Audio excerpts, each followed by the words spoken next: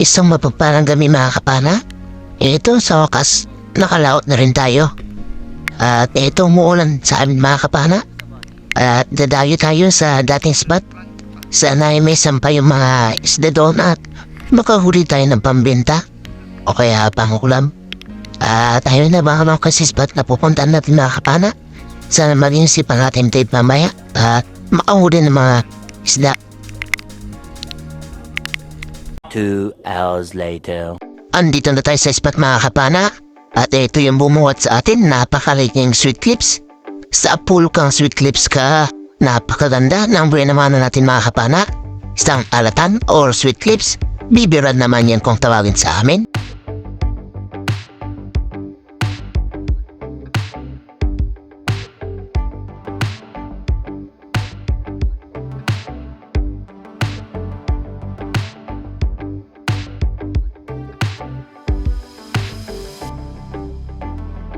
Hanap na naman tayo ng mapapana natin at dito sa biyak na bato, isang malaking surahan yung nakita natin. Sa pool kang surahan ka, salamat. Ngayon naman natin na first class mga kapana. Isang urig na surahan or sumayan kung tawagin dito sa amin. Malaki na rin to, mga 2 kilohin mga kapana.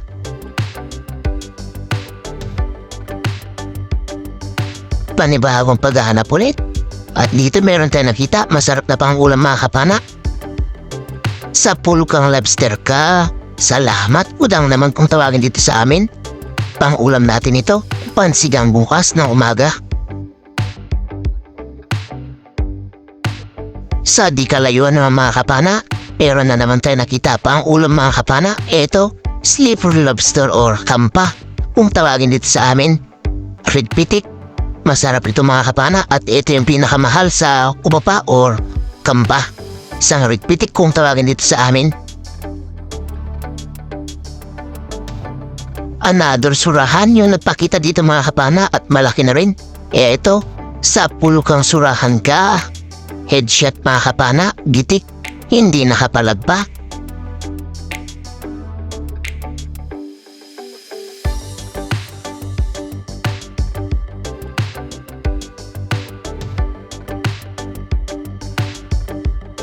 Ito, surahan ulit mga kapana, yung nakita natin sa butas. Sa pool kang surahan ka, hindi natin napuruan mga kapana, pero ayan, maganda yung tama, malapit sa kanyang ulo, kaya hindi na rin makakatanggal yan. Pangatlong surahan na huli natin mga kapana, salamat Lord.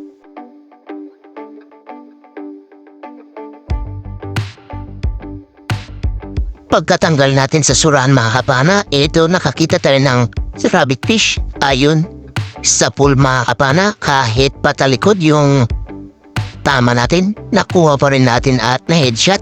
Meron palang kasama mga kapana, ito nasa baba natin, kaya ito parain ulit natin. Ayun, sa pool din mga kapana, salamat. First class ito na pambenta natin. Napakasarap nito sa sinigang mga kapana, yung ganitong rabbit fish or malaga apadas kung tawagin dito sa amin.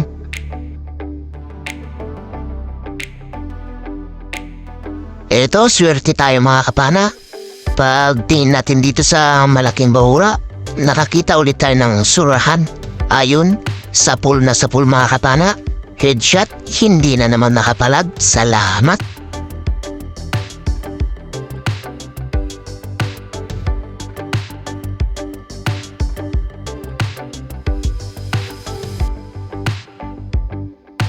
Konting abante lang natin mga kapana. Ito na naman nakakita ulit tayo ng surahan. Pang-5 na ito mga kapana kapag nakuha natin. Ayun, sa pool yung mata mga kapana, tumugos sa kanyang utak kaya headshot. Gitik mga kapana, hindi na naman nakapalag pa. Malaki-laki na ito mga kapana, 1.5 kilo na siguro.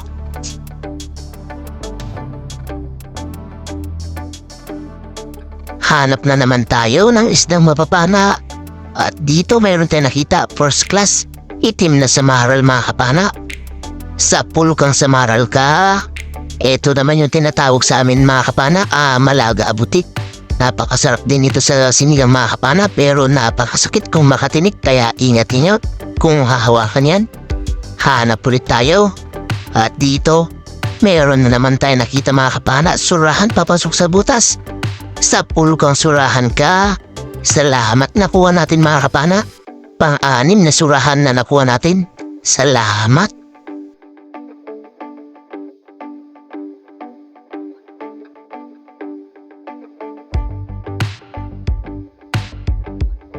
Pagkatapos natin ma-secured yung surahan, eto naman yun na sumunod na nagpakita. Isang samaran ulit. Ayun. Napakaganda ulit ng tama mga kapana. Tinamaan sa bandang batok. Kaya ayan, hindi gaano nakapalag pa. Salamat. Hanap na naman tayo ng mapapana. At dito, mayroon tayo nakita. Dito nakasa sandal sa bato. At nakita natin may kasamang dalago bukid. Kaya itinirabi natin yung dalag bukid. At ayun, sa pool silang pareho mga kapana. Dalagang bukid at itim na samaral. Salamat. At naduble natin silang dalawa.